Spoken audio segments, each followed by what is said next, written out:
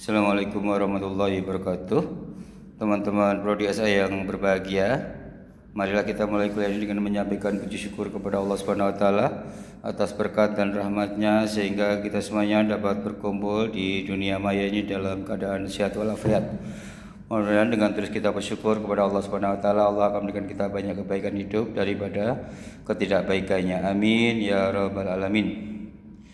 Yang kedua, salawat dan salam mari kita sampaikan kepada junjungan kita Nabi Muhammad SAW, karena beliau yang telah memberikan jalan keselamatan kepada kita semuanya, yaitu jalan iman dan Islam, dan besok insyaallah di hari kiamat kita semuanya bisa mendapatkan pertolongannya. Allahumma amin. Yang ketiga, kita doakan teman-teman kita yang tidak bisa hadir karena sakit atau karena lain hal yang tidak bisa ditinggalkan. Kita doakan mudah-mudahan Tuhan segera menolongnya dan bisa berkumpul kembali pada kita semuanya. Jadi teman-teman, di dalam mata kuliah komunitas agama-agama ini kita juga akan mempelajari teorinya Max Weber yang membentuk gereja ini, yang merupakan hasil penelitian dari gereja.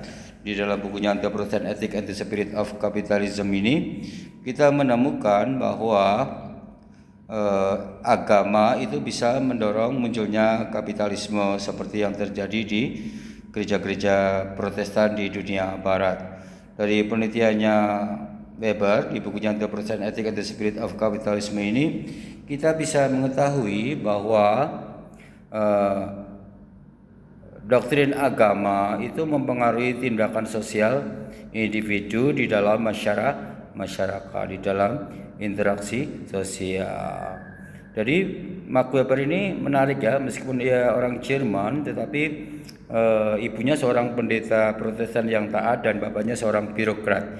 Jadi mungkin kalau dilihat dari latar belakang sejarahnya, ilmunya ini merupakan gabungan dari ibunya yang pendeta pietisme yang soleh dari Protestan, serta bapaknya yang seorang birokrat di Jerman sana, yang kemudian melahirkan bukunya yang sangat fenomenal dan sangat mendunia, itu The Protestant Ethic and the Spirit of Capitalism ini. Dari situ kita bisa mengetahui dari penelitian Weber ini bahwa komunitas agama itu dia teliti di dalam gereja, ya, komunitas itu dalam bentuk gereja itu dia teliti jemaahnya. Dari jemaahnya itu dia menemukan bahwa jemaah-jemaahnya ini punya pengaruh besar dalam melahirkan kapitalisme karena punya doktrin-doktrin Protestan yang bisa mendorong munculnya kapitalisme itu, ya.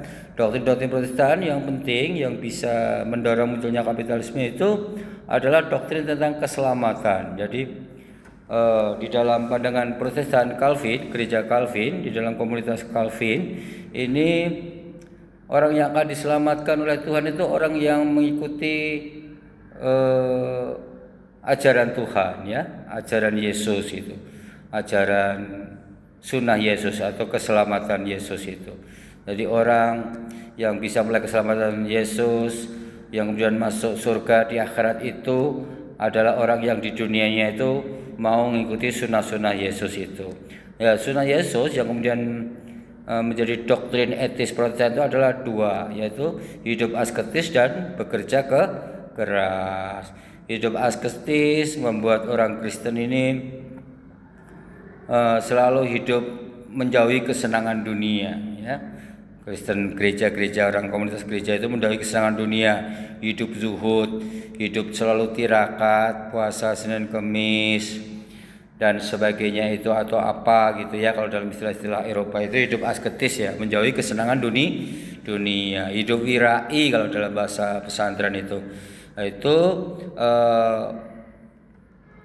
menjadi ajaran dasar pertama, hidup asketis. Yang kedua adalah kerja keras, berkarya untuk keselamatan orang banyak, selalu bekerja untuk keselamatan orang banyak, selalu bekerja keras membangun masyarakat, membangun individu dan sebagainya. Itu yang diikuti oleh Yesus, ya, di dalam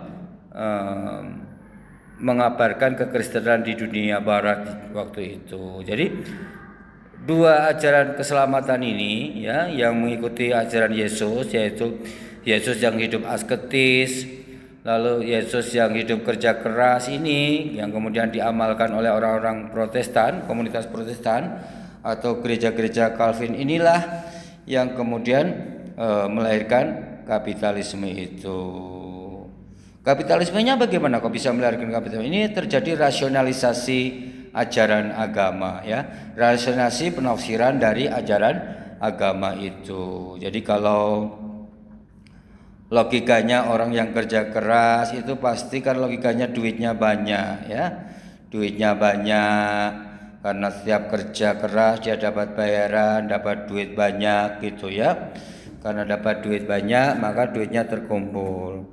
Hanya karena duitnya ini tidak dipakai, ada ajaran lain yaitu hidup asketis, menjauhi kesenangan dunia, makanya duitnya makin terkumpul banyak, terakumulasi banyak ya, logikanya begitu, logika ajarannya, rasionalisasi ajarannya gitu.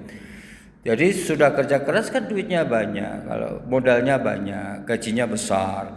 Tapi gajinya numpuk-numpuk. Kenapa? Karena nggak pernah dipakai. Kenapa nggak pernah dipakai? Karena nggak pernah dikonsumtif, tidak pernah menjadi hidup hedonistik itu, tidak pernah mengkonsumsi apapun kecuali yang dibutuhkan untuk kebutuhan dasarnya. Kenapa nggak dibutuhkan? Karena dia terkena ajaran keselamatan itu, ya, hidup asketis, hidup sederhana, hidup yang menjauhi kesenangan dunia ini. Karena orang hidup asketis, orang-orang itu hidup asketis dan bekerja keras, maka melahirkan akumulasi modal. Karena modal menumpuk-numpuk maka di Eropa lahirlah kapitalisme. Di gereja-gereja itu numpuk-numpuk modalnya, lahirlah kapitalisme itu ya.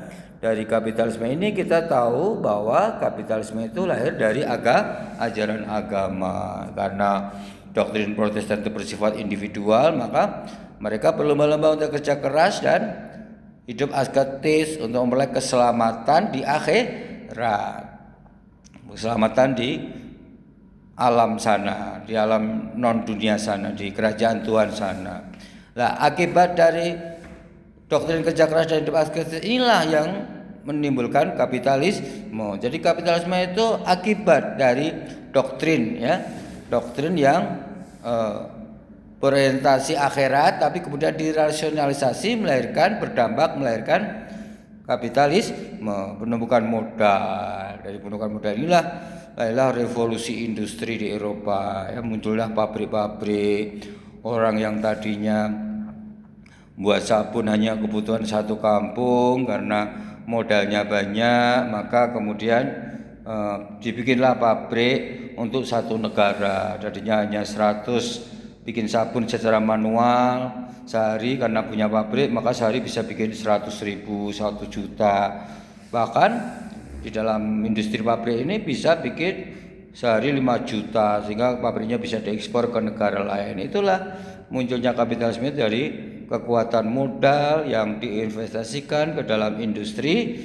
Industri ini lalu menghasilkan produk yang tadinya bersifat tradisional hanya untuk kebutuhan orang kampung saja atau keluarga saja atau gereja saja, lalu membesar untuk kebutuhan negara, bahkan antar negara, bahkan antar bangsa. Semakin besar modalnya, semakin besar pabriknya, dan semakin besar pabriknya semakin banyak produksi barang yang dihasilkannya, sehingga keuntungannya semakin banyak, keuntungannya semakin berlipat-lipat ya. Tadinya cuma untung untuk memproduksi barang 100 barang, karena dibikin 5 juta jadi untungnya berlipat-lipat. Maka lahirlah kapitalisme. Makanya kemudian kritik kita terhadap kapitalisme ini adalah kapitalisme kemudian meninggalkan agama ya, meninggalkan ajaran agama. Kenapa? Karena kapitalisme kemudian berkembang sendiri lalu meninggalkan hidup asketis itu.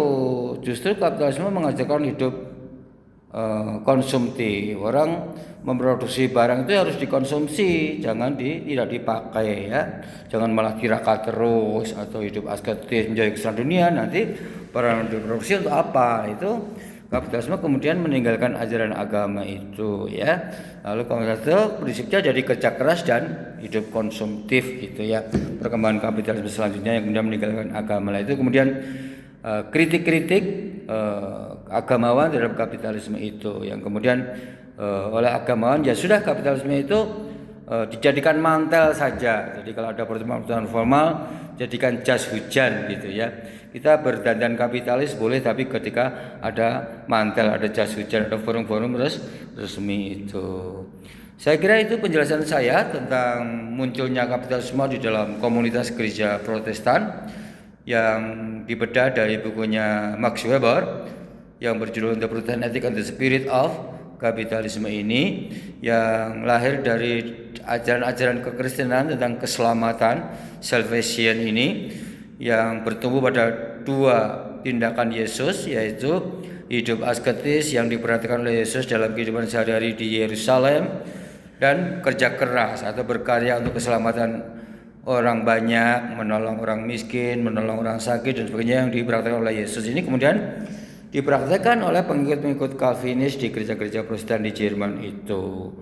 Lalu terjadilah karena kerja keras yang terus-menerus melahirkan akumulasi modal ya, gajinya nggak dipakai untuk konsumsi, terjadi akumulasi modal, lalu melahirkan kapitalisme itu. Kenapa melahirkan kapitalisme? Karena gajinya itu nggak dikonsumsi. Karena ada doktrin lain, yaitu hidup asketis, hidup sederhana, hidup menjauhi kesenangan dunia. Maka lahirlah kapitalisme. Jadi kapitalisme itu dampak dari ajaran agama yang dirasionalisasi secara sosiologis itu, yang kemudian melahirkan komunitas agama, komunitas gereja-gereja yang Calvinis, yang cenderung memiliki etos kerja yang sangat tinggi sekali dan profesional ya. Meskipun kritik-kritik kita, kemudian kapitalisme sendiri meninggalkan agama, terutama meninggalkan doktrin asketisme, hidup zuhud atau hidup irai itu. Saya kira itu saja yang bisa saya sampaikan ya teman-teman semuanya. Kurang lebihnya mohon maaf.